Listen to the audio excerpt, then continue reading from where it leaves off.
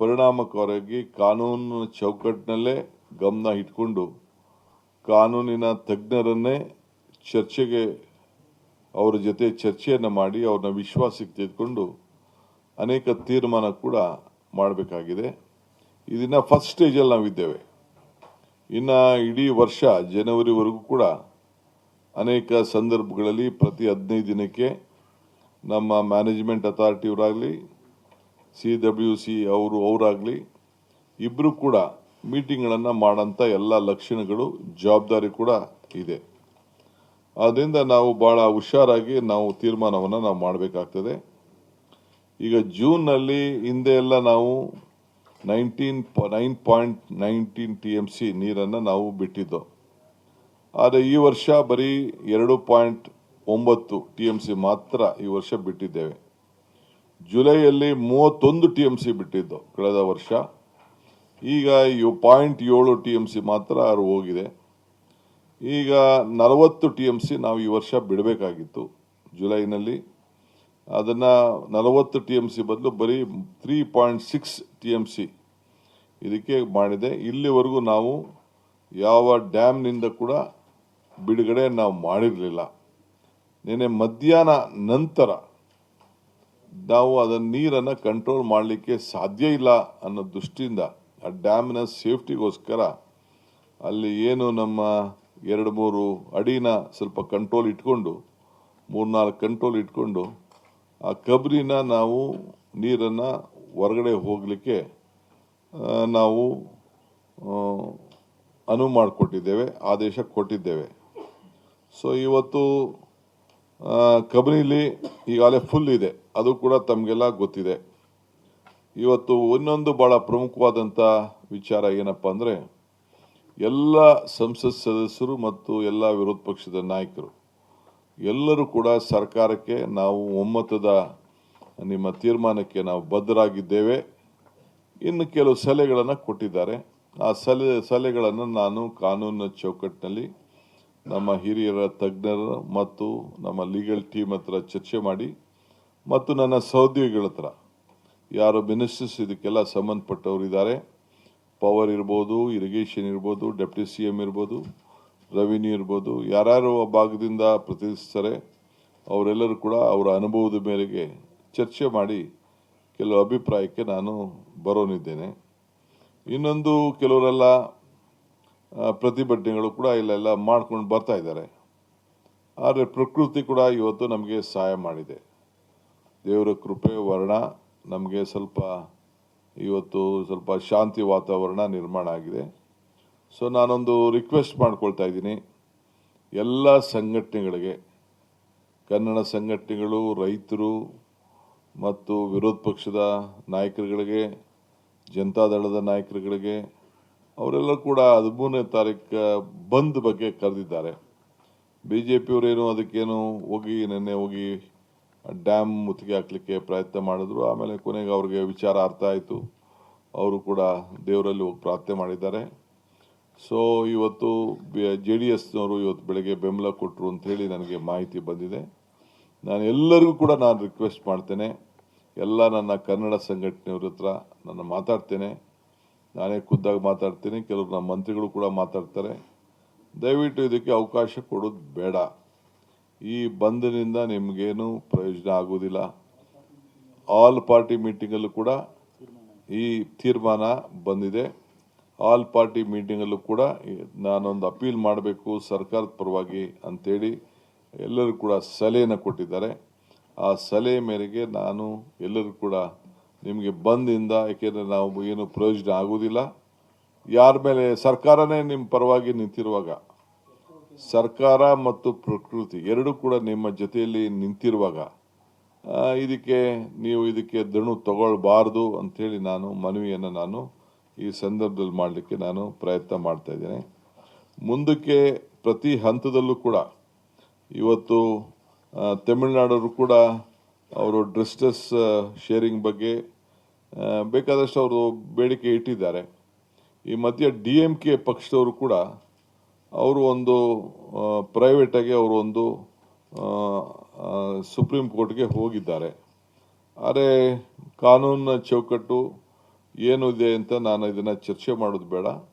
ಸರ್ಕಾರ ಏನಾದ್ರು ಹೋದಾಗ ಅವರು ಅವ್ರದ್ದೇ ಆದಂಥ ಒಂದು ಅಭಿಪ್ರಾಯ ಬರ್ತಾರೆ, ಕೇಳ್ತಾರೆ, ನಾವು ಅದಕ್ಕೆ ಉತ್ತರ ಕೊಡಬೇಕು.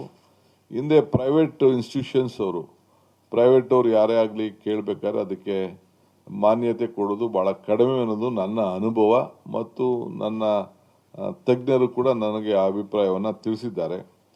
ಸೊ ನಾವು ಭಾಳ ಹುಷಾರಾಗಿ ಯಾವುದ್ಯಾವುದು ಕೆಲವು ಕೋರ್ಟನ್ನ ಹ್ಯಾಂಡಲ್ ಮಾಡೋಂಥ ಸಂದರ್ಭದಲ್ಲಿ ಅನೇಕ ಹಿರಿಯರ ಅನುಭವವನ್ನು ಕೂಡ ನಾವು ಗಮನದಲ್ಲಿ ನಾವು ಇಟ್ಕೊಳ್ಬೇಕಾಗ್ತದೆ.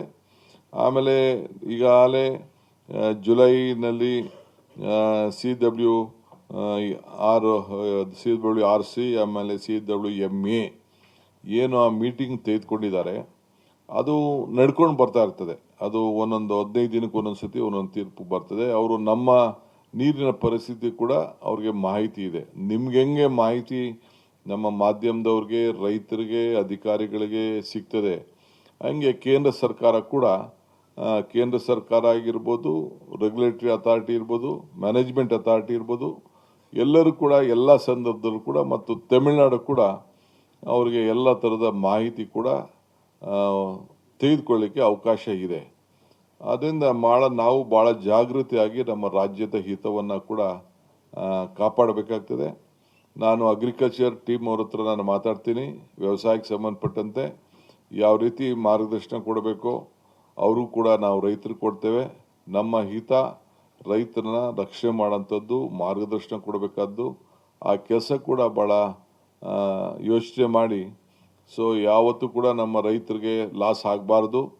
ಆಮೇಲೆ ಡ್ಯಾಮಿನ ಪರಿಸ್ಥಿತಿ ನೋಡಿಕೊಂಡು ಮತ್ತು ಬರಗಾಲದಲ್ಲಿ ಏನು ಪ್ರೈಮ್ ಮಿನಿಸ್ಟ್ರೇ ನಮಗೆಲ್ಲ ಮುಂದೆ ವಾರ್ನಿಂಗ್ ಕೊಟ್ಟಿದ್ರು, ಅದು ಕೂಡ ಗಮನದಲ್ಲಿ ಇಟ್ಕೊಂಡು ನಾವು ಬೆಳೆಗಳನ್ನು ಯಾವ್ಯಾವ ಬೆಳೆ ಹಾಕಬೇಕು ಅಂತೇಳಿ ನಮ್ಮ ಅಗ್ರಿಕಲ್ಚರ್ ಯೂನಿವರ್ಸಿಟಿ ಮತ್ತು ನಮ್ಮ ಅಗ್ರಿಕಲ್ಚರ್ ಟೆಕ್ನಿಕಲ್ ಟೀಮ್ ಅವರು ಕೂಡ ನಾವು ರೈತರಿಗೆ ಆ ಜಿಲ್ಲೆಗೆ ಸಂಬಂಧಪಟ್ಟಂತೆ ಪ್ರತ್ಯೇಕವಾಗಿ ಆ ಜಿಲ್ಲೆಗೆ ಏನೇನು ಆಗಬೇಕು ಅನ್ನೋದನ್ನು ಅವ್ರಿಗೆ ಮಾರ್ಗದರ್ಶನ ಕೊಡುವಂಥ ಕಾರ್ಯಕ್ರಮ ಕೂಡ ನಾವು ರೂಪಿಸ್ತೇವೆ ಅನ್ನೋ ಮಾತನ್ನು ಈ ಸಂದರ್ಭದಲ್ಲಿ ಹೇಳಲಿಕ್ಕೆ ವಹಿಸ್ತೇನೆ. ಆದರೆ ನನ್ನ ಒಂದು ಭಾಳ ಸಂತೋಷ, ಎಲ್ಲರೂ ಕೂಡ ಬಂದು ರಾಜ್ಯದ ಹಿತಕ್ಕೆ ಅವರು ಕೈ ಜೋಡಿಸಿದ್ದಾರೆ. ಗೌರವಾನ್ವಿತ ಪ್ರಧಾನಮಂತ್ರಿಗಳಾಗಿದ್ದಂಥ ದೇವೇಗೌಡರು ಕೂಡ ನಾನು ಬರಲಿಕ್ಕೆ ಸಾಧ್ಯ ಇಲ್ಲ, ನಾನು ನಮ್ಮ ಪಕ್ಷದ ಪರವಾಗಿ HD ಕುಮಾರಸ್ವಾಮಿ ಮತ್ತು ಶಾಸಕಾಂಗ ಪಕ್ಷದ ನಾಯಕರುಗಳು ಬಂದು ಪಾರ್ಟಿಸಿಪೇಟ್ ಮಾಡ್ತಾರೆ ಅಂತೇಳಿ ಅವರು ತಿಳಿಸಿದ್ದಾರೆ. ಈ ಮಧ್ಯದಲ್ಲಿ ನಾನು ಜೋಸೆಫ್ ವಿಜಯ್ರವರು ಕಾರ್ಯಕ್ರಮನ ಮುಂದೂಡಬೇಕು ಅಂತೇಳಿ ರಿಕ್ವೆಸ್ಟ್ ಮಾಡ್ಕೊಂಡಿದ್ದೆ, ಅದು ಕೂಡ ಅವರು ಒಪ್ಪಿದ್ದಾರೆ. ಬೆಳಗ್ಗೆ BJP ಅಧ್ಯಕ್ಷರು ಕೂಡ ಅವ್ರಿಗೊಂದು ಪತ್ರ ಬರೆದಿದ್ದಾರೆ, ಅವರು ಅನೇಕ ವಿಚಾರಗಳನ್ನು ಕೊಟ್ಟಿದ್ದಾರೆ. ನಾನು ಅದಕ್ಕೆ ಕಾಮೆಂಟ್ ಮಾಡೋಕ್ಕೆ ಹೋಗಲ್ಲ. ಅವರು ಏನು ಬೇಕಾದ್ರೂ ಅವರ ಅನುಭವದಲ್ಲಿ ಅವರು ಕೆಲವರು ಮಾತಾಡಿದ್ದಾರೆ. ಸೊ ನಾವು ಒಟ್ಟಾರೆ ಸೇರಿ ಭಾಳ ಸೌಹಾರ್ದತೆಯಿಂದ ನಮ್ಮ ಸಮಸ್ಯೆನ ಬಗೆಹರಿಸ್ಕೊಳ್ಬೇಕು ಅನ್ನೋದು ನಮ್ಮ ಸರ್ಕಾರದ ಅಭಿಪ್ರಾಯ ಇದೆ. ಸೊ ಅದಕ್ಕೆ ಪ್ರತಿ ಹಂತದಲ್ಲೂ ಕೂಡ ರೈತರು ಕೂಡ ಚರ್ಚೆ ಮಾಡಬೇಕಾಗ್ತದೆ, ಜನರ ಪ್ರತಿನಿಧಿಗಳದ್ದು ಕೂಡ ಚರ್ಚೆ ಮಾಡಬೇಕಾಗ್ತದೆ, ಮತ್ತು ನಮ್ಮ ಲೀಗಲ್ ಟೀಮ್ ಜೊತೆಗೆ ನಮ್ಮ ಅಧಿಕಾರಿಗಳು ಕೂಡ ಅವರನ್ನು ಕೂಡ ಎಲ್ಲರನ್ನು ವಿಶ್ವಾಸಕ್ಕೆ ತೆಗೆದುಕೊಂಡು ರೈತರ ಬೆಳೆ ಮತ್ತು ನೀರು ಯಾವ ಸಂದರ್ಭದಲ್ಲಿ ಬಿಡಬೇಕು, ಆ ರೈತರಿಗೆ ಏನು ಮಾರ್ಗದರ್ಶನ ಕೊಡಬೇಕು, ಆ ನಿಟ್ಟಿನಲ್ಲಿ ನಮ್ಮ ಸರ್ಕಾರ ಬದ್ಧವಾಗಿದೆ. ಇನ್ನು ಬರಗಾಲದ ಛಾಯೆ ಇನ್ನೂ ಇದೆ. ನಾವು ಬರಗಾಲದ ಘೋಷಣೆ ಮಾಡೋ ವಿಚಾರ, ಮತ್ತೊಂದು ವಿಚಾರ ಈಗ ಸದ್ಯಕ್ಕೆ ತೀರ್ಮಾನ ತೆಗೆದುಕೊಳ್ಳೋಕೆ ಆಗೋದಿಲ್ಲ. ಆಗಸ್ಟ್ ಎಂಡ್ ಅಷ್ಟೊತ್ತಿಗೆ ನಾವು ಸರಿಯಾದ ರೀತಿಯಲ್ಲಿ ಮಾಹಿತಿಯನ್ನು ಪಡ್ಕೊಳ್ಬೇಕು.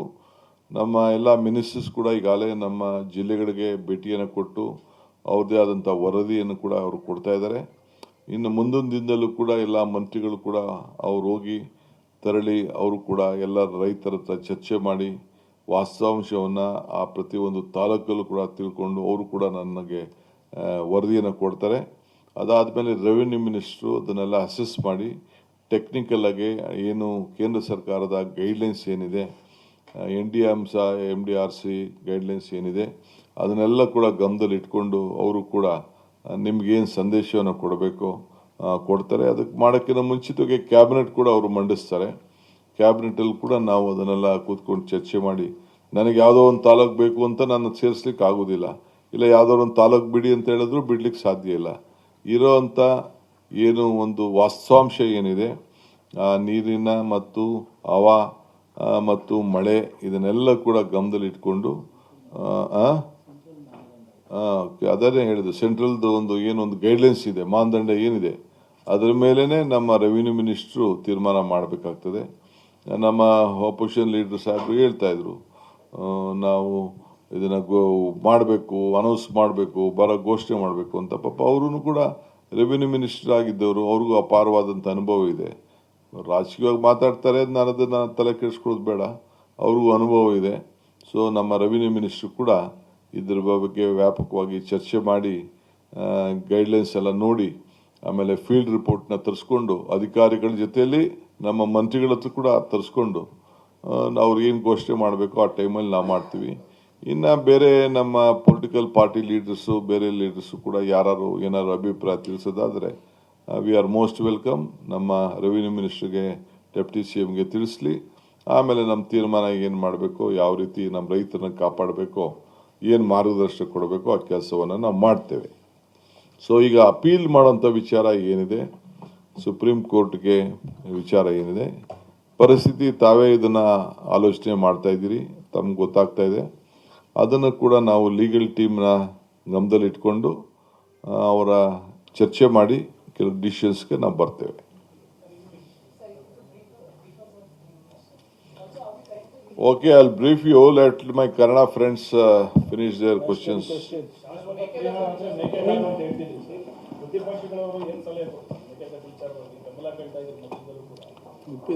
See, ಬಸವರಾಜ ಬೊಮ್ಮಾಯಿ ಅವರು ಲೀಡ್ ಮಾಡಿದ್ರು. Mekedatu that is the permanent solution. ಏನು ಈಗಾಗಲೇ ಸುಪ್ರೀಂ ಕೋರ್ಟ್ ಜಡ್ಜ್ಮೆಂಟ್ ಕೊಟ್ಟಿದೆ, ಸೆಂಟ್ರಲ್ ಗೌರ್ಮೆಂಟ್ ಅವರು ಏನು ರಿಪ್ಲೈ ಮಾಡಿದೆ.